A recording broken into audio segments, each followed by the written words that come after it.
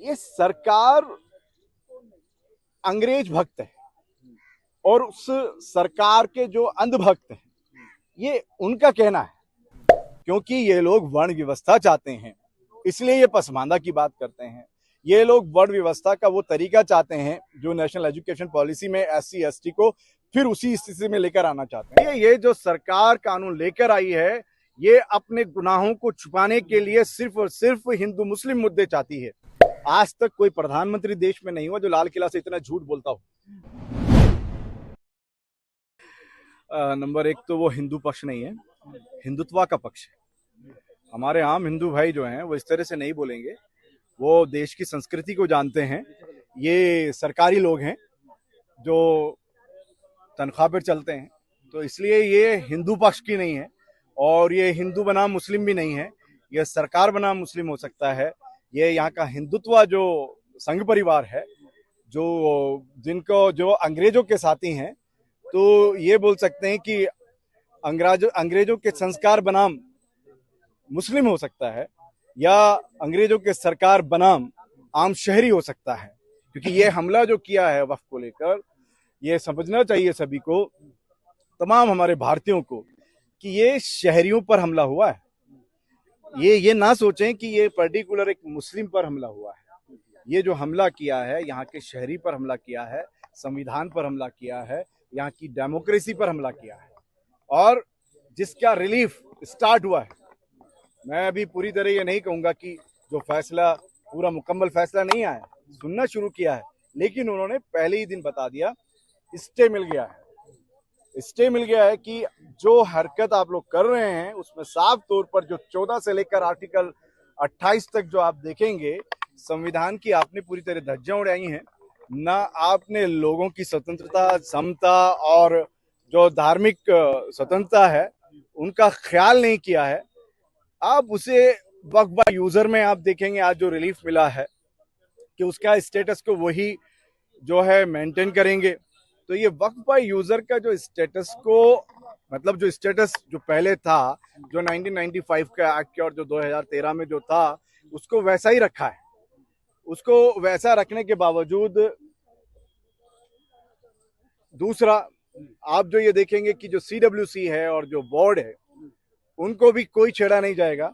और आप इस तरीके से एक जो ईमानी काम है और एक ईमान का हिस्सा है मुसलमानों का, उसमें भी इंटरफेयर करके नॉन मुस्लिम्स को उसमें आप एंट्री नहीं दे सकते, उसको एज इट इज रखा है। शफी साहब, सरकार कह रही है कि ये तो कब्जा मुक्त कराने वाला कानून है, जो कब्जा कर लिया है अशराफ मुसलमानों ने, गरीब मुसलमानों का फायदा नहीं हो रहा है। देखिए सरकार, मैंने आपको पहली बार ही कहा, ये सरकार अंग्रेज भक्त है और उस सरकार के जो अंधभक्त हैं ये उनका कहना है। ये जो लड़ाने का जो कहते हैं ना, फूट डालो राज करो, जबकि मुस्लिम में ऐसा कॉन्सेप्ट ही नहीं है। और जो लोग चंद लोग आपको जो दिख रहे हैं वो चंद लोग मुस्लिम राष्ट्रीय मंच की सौगात है, उनकी कॉक से निकले हुए लोग हैं, वो मुस्लिम्स को रिप्रेजेंट नहीं करते। मैं आज जो कोर्ट में एज ए पिटिशनर आया हूं, एज ए बेनिफिशियरी आया हूं, आप इसको समझना चाहिए। एक बेनिफिशियरी का पसमानदा या अशरफ या अफजल का मामला ही नहीं है। ये जो गड़बड़ कर रहे हैं क्योंकि ये लोग वर्ण व्यवस्था चाहते हैं इसलिए ये पसमानदा की बात करते हैं। ये लोग वर्ण व्यवस्था का वो तरीका चाहते हैं जो नेशनल एजुकेशन पॉलिसी में एससी एसटी को फिर उसी स्थिति में लेकर आना चाहते हैं। ये मुद्दा अभी वो नहीं है, लेकिन मैं आपको इसका जिक्र करके ये बोलना चाहता हूं कि ये जो मुसलमानों में फाड़ दिखाना चाहते हैं, मुस्लिम में ऐसा कोई कॉन्सेप्ट नहीं है कि ये पसमानदा लोगों को फायदा करेगा या इस तरीके से कुछ होगा। ये सीधा सीधा इन लोगों का फूट डालो राज करो का जो नारा है उसी पर ये लोग काम कर रहे हैं। लेकिन शफी साहब, अब एक हफ्ते बाद फिर से अदालत बैठी, क्या लग रहा है, क्या उम्मीद है आप लोगों को, आपके पक्ष में फैसला आएगा, स्टे मिलेगा, कुछ राहत मिलेगी? हमको उम्मीद है, इसीलिए और पूरी तरह से पूरी उम्मीद है हम लोग। और मैं जो लेट हुआ उसका रीजन भी यही था क्योंकि 5 पिटिशनर की बात है। Social democratic party of India की तरफ से जो हमारी पिटिशन है फौरन एक्ट बनने के बाद पहली या दूसरी पिटिशन में आती है, इसलिए हम लोग ये कहने के लिए, बोलने के लिए गए थे कि 5 पिटिशनर्स में एक हम भी होना चाहिए। और हमें उम्मीद है क्योंकि हमने वो ग्राउंड्स तैयार किए हैं रात रात भर जाग के हमारे वकीलों के साथ में, जिसमें ये सरकार को कोई जवाब नहीं होगा। आप देख लीजिए, कल जो सवाल किए हैं उनके कोई जवाब आज भी नहीं है, सिर्फ हम हंगामा कर रहे हैं, क्योंकि उनके जिसके पास कुछ जवाब नहीं होता है या जिसके धरातल पर कोई एविडेंस के बगैर बात करने वाला होता है, वो शोर करता है। तो जो सॉलिसिटर जनरल हैं या जो उस सरकार के पक्षकार हैं, वो हंगामे के सिवा कुछ भी नहीं किए हैं। लेकिन शफी साहब, गृह मंत्री अमित शाह कह रहे हैं सदन में खड़े होकर कानून सदन बनाया है, मानना तो पड़ेगा सबको। इसीलिए हम ये भी कह रहे हैं कि कल किरण रिजिजू भी कुछ इस तरह की बात किए हैं, थ्रेट की, और ये बताया कि हस्तक्षेप ना करे। इसीलिए हम कह रहे हैं कि उनकी इतनी हिम्मत इसलिए हो गई कि कोर्ट ने दरगुजर करके उन लोगों को कि ठीक है, आप लोग चुने हुए हैं, शहरियों के लिए काम करिए। और अब हमारी भी ये गुहार है कि ऐसे जो तड़ी मारने वाले लोग हैं ना, और तड़ी से उनका बहुत पुराना नातादारी है। जिन अमित शाह जी की बात कर रहे हैं, गुजरात से उनको पहले तड़ी पार बोला गया है। उनको तड़ी, इसलिए वो तड़ी मारते हैं। आपने भी वही वर्ड यूज किया, क्यों किया?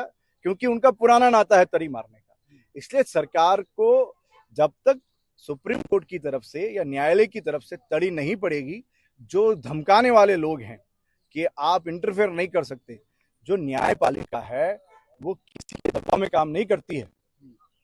इसीलिए तो ये लोग कलेक्टर को लेकर आना चाहते हैं ना वक्फ बोर्ड के अंदर। क्यों ये लोग एक अधिकारी से जो है दिखाना चाहते हैं ट्रिब्यूनल को तोड़ के?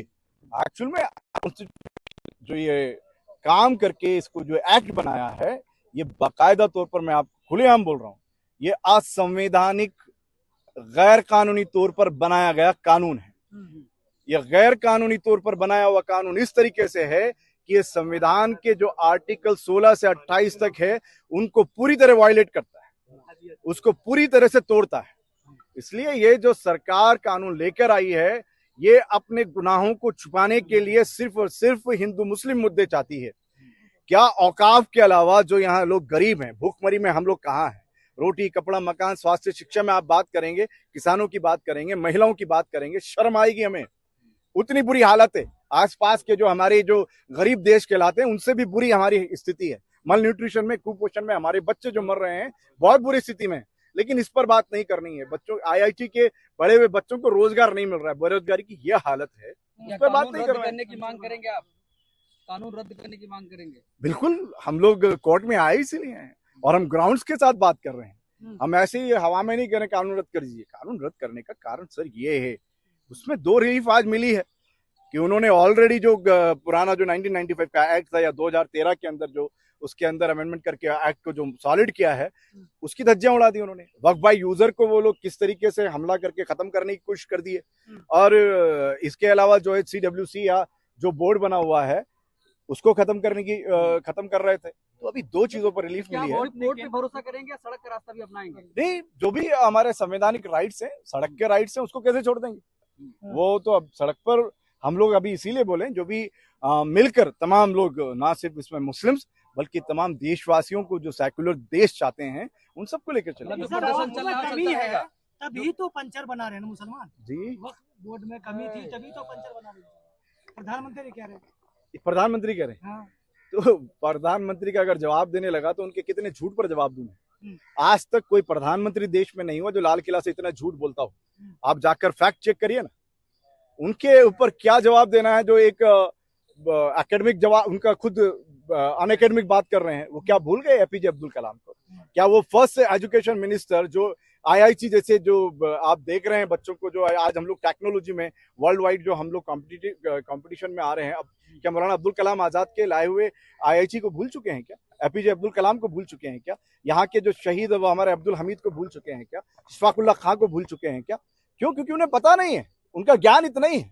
एक अज्ञानी कुछ भी बोलेगा, वैसा वो बोलते हैं। सभी लोग कानून के जानकार कह रहे हैं कि इस मामले पर कल ही स्टे मिल जाना चाहिए था, लेकिन कल जो विरोधी पक्ष है उसने कहा हमें सुनने का मौका मिलना चाहिए, तो आज की तारीख मिली। अब 1 हफ्ते बाद फिर और टाल दी गई है सुनवाई। क्या लग रहा है, अदालत दबाव में है क्या? सरकार की तरफ से दबाव बनाया जा रहा है? हम ये कह सकते हैं कि सरकार सुने, वो सुनने के पीछे सरकार को, मतलब सरकार को वो सुने, उसके खिलाफ हम कैसे बोल सकते हैं? जो हमारे चीफ जस्टिस ऑफ इंडिया हैं, वो सुनना चाहते हैं। वो सुनने के लिए उन्होंने एक उनको जो हमारा एक लेजिस्लेचर है उसके सम्मान में सुना है, मैं ये समझता हूँ। क्या कोर्ट दबाव में नहीं सुनता, दबाव में उनको सुना है बोलकर मैं नहीं मानता।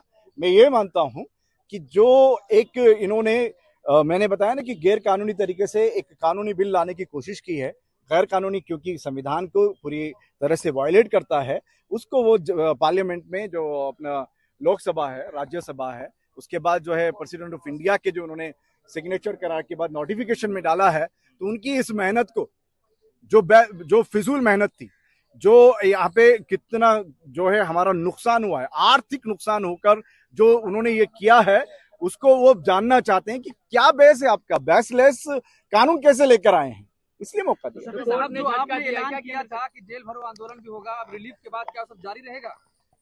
अभी तो लड़ाई जारी है, तो अवेयरनेस जारी रहेगी, जागरूकता जारी रहेगी। इसमें जो सरकार ने एक पॉजिटिव चीज ये दी है कि इस देश में तमाम जाति समाज के लोगों को रिप्रेजेंटेशन आगे जो लेकर आता है उनको सुना जाता है। तो ये सरकार ने इस तरीके से जो पहले सीए लेकर आए हैं और 370 किया है, या अभी जो ये इसके पहले ट्रिपल तलाक पर जो उन्होंने हमले किए हैं, क्योंकि ये हम दो चीजों को दो तरह से समझाना चाहते हैं। एक हमारे भारतीय लोगों को कि ये जो गवर्नमेंट है ये मुसलमानों के खिलाफ मुसलमानों के लिए काम करती है, देश के लिए काम नहीं करती।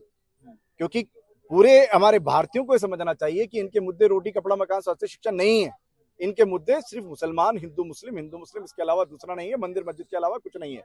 जबकि देश में सेक्युलरिज्म उसको कहते हैं कि कोई भी सरकार सेक्युलर होना चाहिए, लोग नहीं। मैं एक मुस्लिम हूं तो मेरी प्रैक्टिस में मेरी नमाज, मेरा रोजा, मेरा हज, मेरी ज़कात, जो मेरे इस्लामिक राइट्स हैं उसमें कहीं कोई दखल तो नहीं दे रहा, वो प्रोटेक्ट करने का काम करती है सेक्युलर सरकार। अब यही खुद अगर घंटी बजाने लगेंगे, किसी एक धर्म को रिप्रेजेंट करेंगे, तो सेक्युलरिज्म को, धर्मनिरपेक्षता को, धर्मपंथ जो हमारी धर्मनिरपेक्षता है उसको तो भंग कर रहे हैं ये लोग। तो एक पॉइंट तो ये हो जाता है।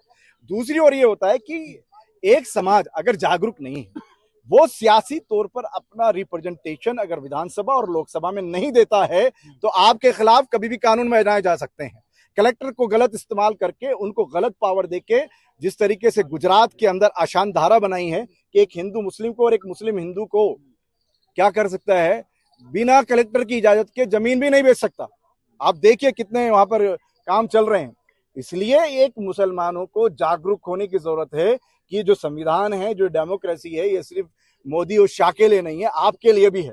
आप जागिए, अपनी लड़ाई खुद लड़िए।